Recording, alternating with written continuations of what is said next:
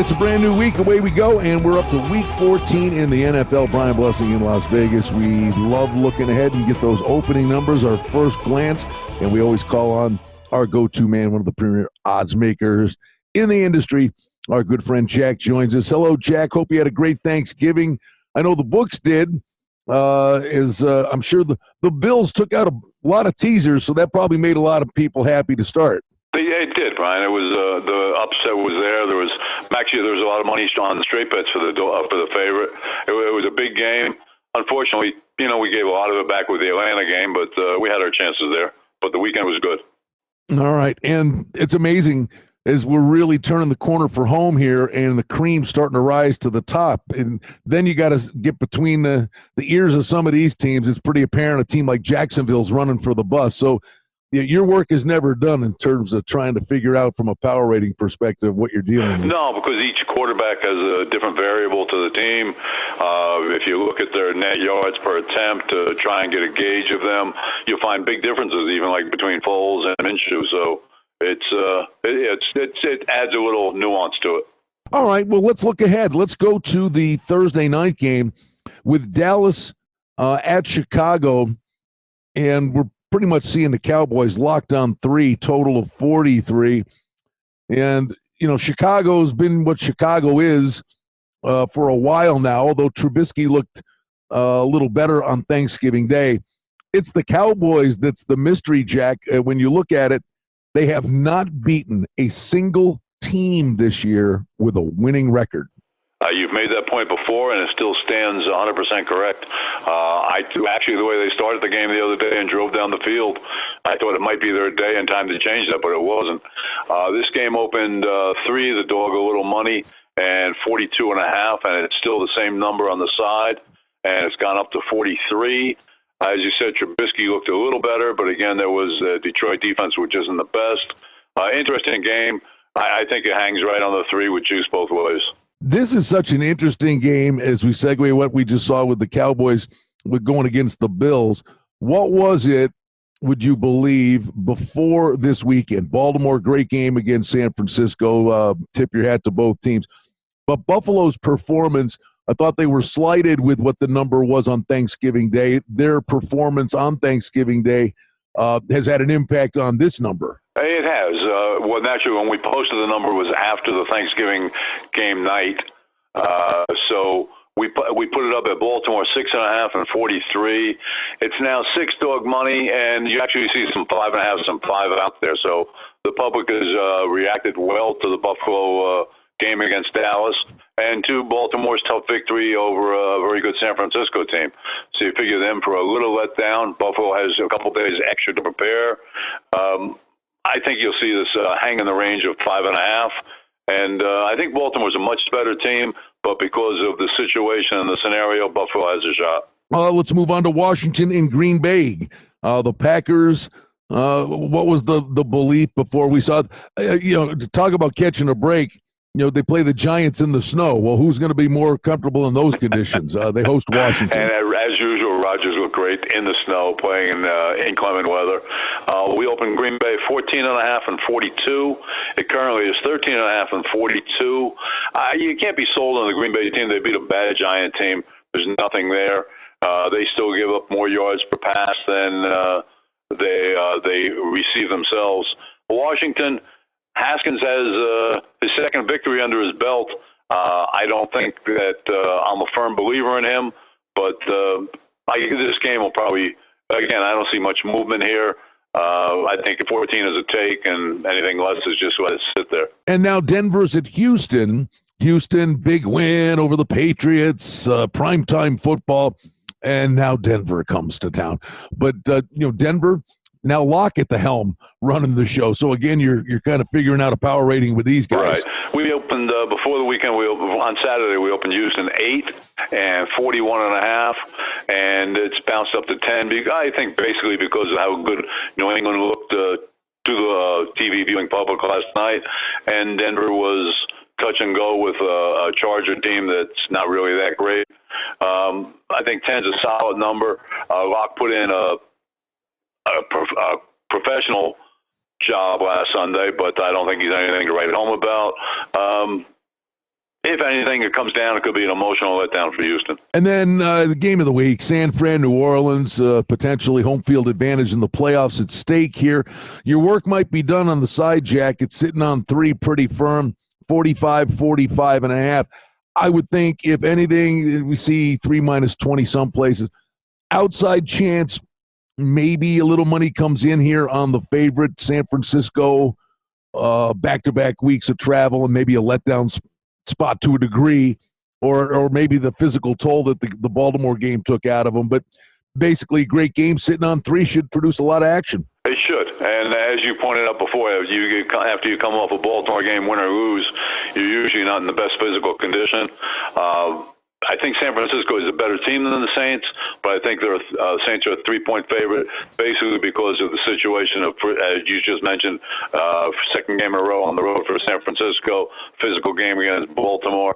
If this were neutral and they both had the same amount of rest, I think the game would be like a 1-point favorite in New Orleans. All right, pal, this one's on you. Cincy and Cleveland. Cincy, you knew they were going to circle the wagons at some point. Going to Dalton, they said, listen, we're not going down as a historically bad team and going to be winless. So big effort from the Bengals and the Browns. I don't know if they're going through the motions. I don't know what to make of them. Well, we put up Cleveland at 10.5 and 43 before yesterday's games.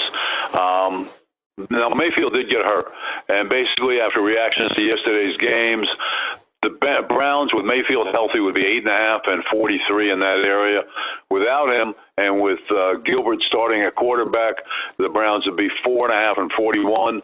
And I think you'll see a little money for Cincinnati in either situation because of they put a regular NFL quarterback back in the lineup. All right, Carolina and Atlanta. Jack, I got a belief what may happen here. Tell me what the thought process was heading into the weekend and what you hung. Okay, we opened up Atlanta 1.5 and 48.5. Right now it is 2 and 48. Atlanta is they played they were beaten by 8 on Thursday night. The game was actually more one-sided than that. The offensive line was in shambles. Ryan had no time to pass, and he was missing Julio Jones. But Carolina, it looks like one of those teams that maybe threw in the towel. Losing to Washington at home as a 10-point favorite is really a major upset. I don't think the game gets to 3, but I don't see it going down any lower than 2. It's funny, though. Your belief may get to 3. The bottom line is I was leery of Carolina this week against the Redskins after playing their last gasp, and they threw everything in New Orleans and came up just short. Blew a 14-0 lead. Atlanta's die has been cast for a long time here. Jack, I don't think you're going to see one iota of defense in this game. I think that's what happens a lot of times late in the year when you get two teams that are basically packed it in. It turns into a track meet. But I'm with you. I think Atlanta's known their fate for a while. I think Carolina's just starting to deal with it. It's funny. We were so high on Atlanta a couple of weeks ago. They came off that bye, got those 2 big wins, and then I don't know why the offensive line played better for 2 weeks and then it didn't. But anyway, you're saying I think both back in for both teams, and you're right. Usually it goes over when nobody cares. Right, but a nothing burger game in that terms. But not for you, man. It's a game on the board, right? So you got to get it right. You have to have a number. People want to see if you make a mistake. That's right. Detroit and Minnesota, pending what we see Minnesota-Seattle on a Monday night, firmly anticipating a really good game here. But Minnesota, a 14-point favorite. And I don't know, Jack, do you know a quarterback you can send to Detroit? Well, I'll tell you the truth. I thought Blau played all right on Thursday. I thought he started out throwing longer passes. I don't know if it was his choice or the coaching staff, but as they became more conservative as the game went on, as they thought they might be able to win. They came out of the gates like, hey, we got to try and upset this team. And then it was like, hey, we got the lead. Maybe we should pull in the reins here. And I think it really affected them. And again, Detroit is in that Charger category of teams that just lose games that they could win in the waning moments. But as you say, the preliminary number is Minnesota 14 and 42.5. It's funny though, the game, Detroit-Chicago could be like a mirror image of what's going to happen down the road. That's, hey man, this kid came out of the gate, he looked great, Well, by halftime, they made adjustments, and that was all she wrote. And now Minnesota's going to have tape on the guy and say, well, he can do this and he can't do that. I mean, that's the rub you get when these defensive coordinators get a little time to take away a new guy's best option. That's right, because all the success was early when they had no idea what to expect from Blau. Miami and the Jets. Jets laying 6, totals 44. It's one of those things. It's football. The Jets, we thought, were a great play against the Raiders, and then you turn right around and you turn your back on them, but that's the wise thing to do because Cincinnati, the Jets were walking into a buzzsaw because in that instance, Cincinnati was motivated. Miami's played hard. I mean, you got to give them marks. They were a punching bag the first month of the season, but they've shown up in every week. I think the one difference from that team that we speak about earlier in the season was they didn't give Fitzpatrick really a shot out of the gate. Then they put Rosen in there, and Rosen played like he did with Arizona, which is totally ineffective. Fitzpatrick throws the ball. He's not a great quarterback, but he's an NFL quarterback. And with their poor defense, you need somebody that can put some points up. So far, he's done it, and he's always done well outside of major games. So this is a spot where we opened the Jets 7.5 and 44. Then after yesterday's results, so the game was bet down to 6 and 44. The Jets, there was a little trivia fact on there yesterday. The Jets are the first team to ever lose to 2 0-7 seasons. Teams that were more than 0-7 to start the season. Well, congratulations. Put that on your resume. Yeah. Here's an interesting one. Now you're a 6-point favorite. I imagine that. Indy and Tampa Bay, the Bucs are seeing a consensus 3, totals in the 49 range, Jack. Right. Tampa Bay has here's the question. We said last week when we talked to you, Jacksonville gave every indication last week they were about to run for the bus, pushing and shoving after whistles, not playing for the coach, and they are a mess. Tampa Bay, to their credit, stepped on their neck. And Tampa Bay has played really hard for Arians. Indy's a good team, but, man, their season just went off the rails. The Vinatieri thing, the blocked field goal for a touchdown was not his fault, but he's cost them at least 3-4 games. If ever a team was going to feel sorry for itself, it's this week in Indianapolis. It'll be interesting to see if Reich can get them to show up. I think Reich will get them to show up. I think Tampa Bay is just a little better team. With this game open 2 and 50.5, it's bet up to 3, even touched 3.5 sometime yesterday.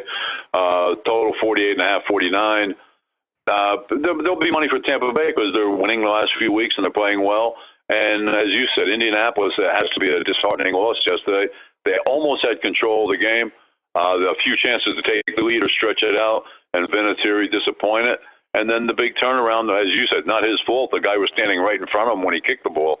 But it's just been a series of bad events for their special units, and I don't think they recover. I think, if anything, this game has to go up on the point spread.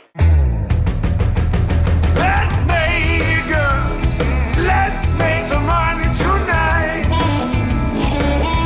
For outstanding information and special offerings and promotions, we invite you and encourage you to sign up for our newsletter today, simply by going to the website at betmaker.com. Then we go to the Chargers in Jacksonville. We just talked about the Jags have run for the bus, and then the Chargers give a game away with an interference call at the end of regulation. That game kind of just defines what the Chargers are. They're always right there, and something stupid always seems to happen. You had to make a number, Jack. What'd you do? Actually, on Saturday, it was Chargers 1 and 44.5. You look at the Jacksonville effort, even though they switched quarterbacks at halftime, and the Chargers play. The Chargers went up. It's 2.5 or 3, depending on where you're looking at. The total has gone down to 43. And I thought that was a phantom call at the end. I was rooting for no one, really. Yep. But, I mean, it looked like the receiver just veered right into the defender, and the referee bid on it. Well, and I agree with you to a point that the guy never turned around, and he did cut off his angle. But let's be honest. If that was Will Chamberlain running a 4.3 40, he still would have been 5 yards short of being able to catch that football. Right. The next step you'll see is they'll start calling pass interference on Hail Marys. Oh, please. Kansas City, New England, big boy football. and the Chiefs are coming off a terrific performance against the Raiders, and this New England offense, Jack, remains a real mystery. I mean, they only move the ball in garbage time, and again, I don't understand why these teams do this. New England couldn't move the ball at all, and all Houston did was, give them a chance to get an onside kick going on their heels. But literally, for the first 55 minutes of that game, they were pumped. Yes, I'm as mystified as you when they got the ball back with a little over 2 minutes, and it took them 50 seconds to score. And it looked like it was just a practice run through. But anyway, we opened New England 3.5 and 50.5 on Saturday. Right now, it's 2.5 minus money, 3 dog money. Total is down to 49. I think you can always anticipate some bad weather in New England. So even if you think a game should be 50 or 50.5, you open a little lower just in case. You can always react to find out, get the weather reports later in the week. I don't know. I think in the end, there has to be money for Kansas City here. Kansas City defense is mediocre, but so is the New England offense. And Mahomes, I think, can challenge this New England defense, which had some moments yesterday against Watson where they had some problems. And I think Mahomes is even a better type of quarterback than Watson. Yeah, no, it's clearly, offense, a great offense against a great defense, and something's got to give. And New England's going to have to create turnovers because at this moment, the Pats' offense is pedestrian. Nonetheless, and it's funny, we do poke holes at New England and the offense and Brady, and it's not what we're accustomed to seeing. I mean, people act like they're 2-10, not 10-2. Right. It's crazy. And it seems that way. But you expect a lot from New England, and you expect better job performance or better statistics, I should say, from Brady than you're getting. But they're getting the job done. I smell a rat here. I think this is Trapdoor City, Pittsburgh at Arizona. Pittsburgh has rallied. Gone through a number of quarterbacks. They're playing hard for Tomlin. They're actually in the playoffs as things stand right now. They got a big game the next week. It got flexed to Sunday night where they're playing Buffalo, and that's a monster game for Pittsburgh, I think much more so for Pittsburgh than Buffalo, at least at the moment. But Arizona's coming off a game where they were thoroughly embarrassed. And a lot of times after something like that, a team does show up. This is an intriguing game, and if I'm Pittsburgh, I'm treading lightly coming in here. I see your points entirely. You're right. Arizona's probably perhaps the worst game they played this year. And Pittsburgh had an emotional win against Cleveland after their scuffle a few weeks ago. The change of quarterback for them, they came through it, got down 10-0, came back. We opened this game, Pittsburgh 2.5 and 43. It's still 2.5, but trending towards 2, and a total of 43. Usually they end up betting the Arizona games over, so I wouldn't be surprised to see it get to 44. Pittsburgh, as you're saying, the situation is right with the look ahead and coming off the Cleveland victory for there to be money for Arizona. I think you're going to be 100% right about it. It's just that we had to hang a number, and it was tough to make Arizona off the effort pick them or a favorite. Right. And Pittsburgh's always been a public team, Jack, sitting at 1.5. If anything, it will go up, don't you believe? I don't think so. I think for all the reasons that you stated, I think that this game will come down. I mean, I'm not saying, the difference between 2 and 1 is minimal. You're not going to worry about it bouncing around in that area range. But I think you're right. I think Pittsburgh would, as we just said, come off a big victory, look ahead to Buffalo, Arizona, humiliated against the Rams, and come back and play a good game. Interesting game, Tennessee and Oakland.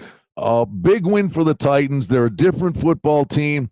Tannehill's giving them a spark. They finally, and it's funny, Derrick Henry, I watched that game with the Colts. Derrick Henry's getting 6-7 yards a carry. And it's almost like, well, okay, I guess we have to give it to him once in a while. Tannehill got sacked like 7 times in that game, and Henry's getting 7 yards a carry, and Tannehill keeps going back to pass. They found a way to win it, and that's all that matters. Now we got to figure out, does Oakland embrace the role of spoiler 2 weeks after being knee-deep in the playoff discussion? After their abysmal performance against the Jets. I would have expected them to play a decent game yesterday against Kansas City, and they didn't. I think this might be a dead horse here. Tennessee is going every week and winning and playing well, whether they're handing it off or throwing. Oakland, Carr, when he sits back there and takes those extra couple steps, nothing good ever happens. I don't see any way for this to go, but I don't think it'll go higher than 3. But I don't think it comes down because I don't think anybody wants to back Oakland right now. And clearly we're taping this the day of the Monday night game, so we'll see what happens with Seattle taking on the Rams, who stepped on Arizona's neck, but their play calling has been really bizarre. But Seattle's got bigger fish to fry. So the pressures, well, I guess Seattle or the Rams are holding out hope for a miracle here to win out, but clearly could be a lot at stake for Seattle in this game. It was, and we opened on Saturday. We opened Seattle 2.5 and 46.5. Took the game down near kickoff yesterday, and right now it looks like if there's nothing strange happens tonight, and you open it back up, it'd probably be Seattle 1.5 and 48. Seattle, we have to see what happens tonight. The Rams, I can't put too much stock in their victory yesterday because the Arizona defense was about to be desired. So the fact that they played a good offensive game against a bad defensive team, okay, I'd like to see one more effort against a decent team. And Seattle might be just that. Well, and then we wrap it up with a Monday night game, the Giants and the Eagles. And listen, it's why they play the game. Philly gets a gift from the gods. The Cowboys lose on Thursday. You think you walk in and take care of business, pull even in the atop the NFC East, and they spit the bit. The reality of it is, though, it still all comes down to the Eagles-Cowboys game, Jack. And I don't know. You just wonder, is this a mad football team after what they did? But the number's pretty floaty here for a team that looked that bad. They just have to be embarrassed going into I think they opened 9.5 against Miami, bet up to 10.5. Not that had any impact on the players, but to put up that performance, they started the game out well, led at halftime, and still let down and lost it. Miami actually outplayed them all the way around. So this game we opened Philadelphia 8.5 and 46.5. Right now we're at 9, dog a little money, and 47. And you still have the injuries on the Giants. You have Peppers, Ingram, Ellison, Tate. A lot of question marks there. Philadelphia relatively healthy. If they're going to get back in the hunt at all, I'm not saying they have to cover the 9, but they have to put up a decent win against the Giants to have any self-respect. All right, and I just one quick follow-up on this. If hypothetical, and this is the era we live in, where based on what you saw last, there's an immediate impact, much bigger than it's ever been before. Had Philly gone into Miami and comfortably won the game by a touchdown, 10 points, 2 touchdowns, would this number have been 10 or higher? Yes, definitely. I mean, because this game, if you look at it yesterday, if Philadelphia had won by 7, you'd say, okay, they didn't cover, but they could have if they wanted to, all the other crap that goes with it. But they didn't. They got outplayed by Miami, and you have to downgrade them for that. Miami's not the type of team that's supposed to take you to task like that. And the Giants, Jones is a turnover machine, so Philadelphia should win the turnover battle. I think this game has to go up and peak around 9.5, 10. All right, it's that time of year, right, Jack? It's really challenging. And I know on Week 17 you're taking a couple of Advil first thing in the morning because there's just so many bizarre things you got to take into account. But even here in Week 14, a lot of teams that are out of it, who's motivated, who's not. There's a lot of gray areas at this time of the year. A little more difficult than what it is in the first half of the season for you guys, I would think. Right, the middle of the season is the best because you start the season, everybody's in contention, but you're not sure how solid they are or what their shortcomings are. You get to the middle of the season, you have an idea, and every game counts.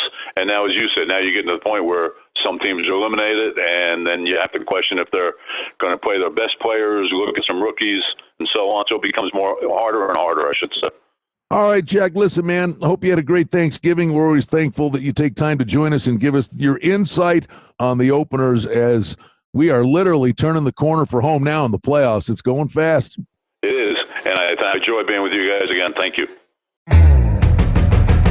Betmaker, let's make some money tonight. Well, that's the Betmaker Show for now. We publish multiple times each week. We'd like to thank you for listening, and if you liked what you heard, please take a moment to leave a rating and review, or subscribe to our show feed, or share our show with a friend or two and help us grow the show. We very much appreciate it. Visit us on the web at betmaker.com, and reminder to sign up for the newsletter. Thanks to our engineer, Darren Vandermolen, and producer, Mike Gallivan. The Betmaker Show is a production of Cardinal Marketing Incorporated. Betmaker is a registered trademark. Any rebroadcast, reproduction, or other use of this content without the express written consent of Cardinal Marketing Incorporated is strictly prohibited. The handicapping and sports odds information contained on this podcast is for entertainment purposes only. Please confirm the wagering regulations in your jurisdiction, as they vary from state to state, province to province, and country to country. Using this information to contravene any law or statute is prohibited. The podcast is not associated with, nor is it endorsed by any professional or collegiate league, association, or team. This podcast does not target and is not intended for an audience under the age of 18. If you think that you have a gambling addiction, stop this podcast now and please seek help. Gambling and betting on sports is a form of entertainment and should be about having a good time. But when done excessively, it may negatively affect other areas of a person's life, such as their physical and mental health, school or work performance, finances, and or interpersonal relationships. At Betmaker.com and The Betmaker Show, we're concerned about the addiction that gambling may cause, and for this reason, we encourage everyone to practice responsible gambling. An approach to gambling that helps you ensure that it remains an enjoyable activity. Here are the main principles of responsible gambling. Don't think of gambling as a way to make money. Always gamble with money that you can afford to lose. Set limits and stick to them. Never chase losses. Don't gamble when you're depressed or upset, and create a healthy balance. Always be aware of how much time you spend gambling or thinking about gambling. And do not allow gambling to cause you to miss out on time with family and friends or time spent on other activities you enjoy. By following these guidelines, gambling can be a good time and great entertainment. If you feel at any time that your gambling is taking away from important areas of your life, is causing you stress or depression, or is leading to financial losses that are beyond your control, please reach out for help. Learn more at responsiblegambling.org.